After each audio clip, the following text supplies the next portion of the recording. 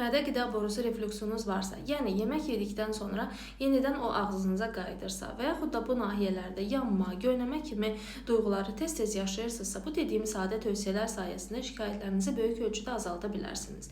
Dünənki videoda qidalanmanın buradakı rolundan danışdıq. Bugün isə digər həyat tərzi vərdişlərinə toxunuruq. Belə ki, dediyim kimi, direkt olaraq qida qəbulundan sonra uzanmaq məsləhət deyil və eyni zamanda axşam yatmazdan 3-4 saat əvvəl qida qəbulunu saxlamanız, bitirməniz tövsiyə olunur.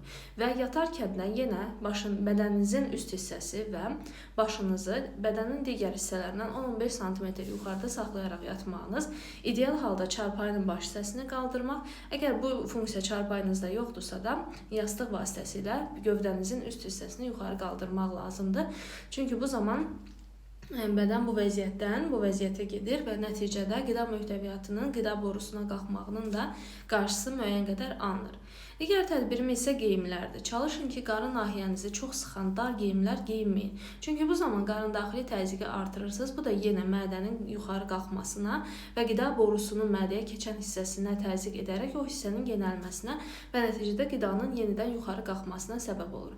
Digər tədbir isə çəkinin atılmasıdır. Ümumiyyətlə, qarındaxili təzyiqin artması, bu da həm qəbul etdiyimiz qidadan asılı olaraq, həm də müəyyən zamandan sonra pi toxumasının yığılması ilə bərabər bu proses daha da dərinləşir. Ona görə də çəki atmaq özü belə reflüks şikayətlərini böyük ölçüdə azaldır. Və yemək yedikdən sonra, məsələn, direkt qabağa əyilmək və yaxud da ağır şeylər qaldırmaqdan qaçının və ideal halda qida qəbulundan sonra biraz yürüyüş etmək, 15 dəqiqədə olsa yürüyüş etmək, mədə və bağırsaqlardakı qidanın daha da irəliyə getməsinə və nəticədə mədə daxili təzyiqin azalmasına səbəb olacaq ki, bu da yenə də şikayətlərinizi xeyli yüngülləşdirəcək.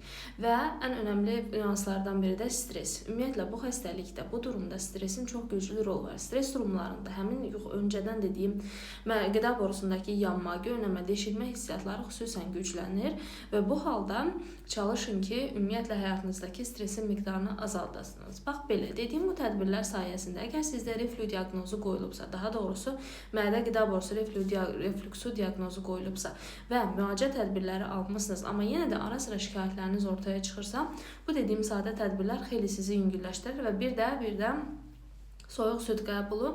Əgər hər hansısa bir laktoz intoleransınız yoxdursa, yəni süd məhsullarına qarşı allergiya vermirsinizsə və probleminiz yoxdursa, bu yanğının ən artdığı bir zamanda soyuq süd qəbul etmək, amma qurtum, bir 4-5 qurtum qəbul etmək sizin şikayətlərinizi də yenə oradakı həmin qida borusundakı turşuluğu aşağı salaraq xeyli yaxşılaşdıracaq. Amma bu dediyim tədbirlər təbii ki, diaqnostikanın və dərman müalicəsinin önünə keçmir.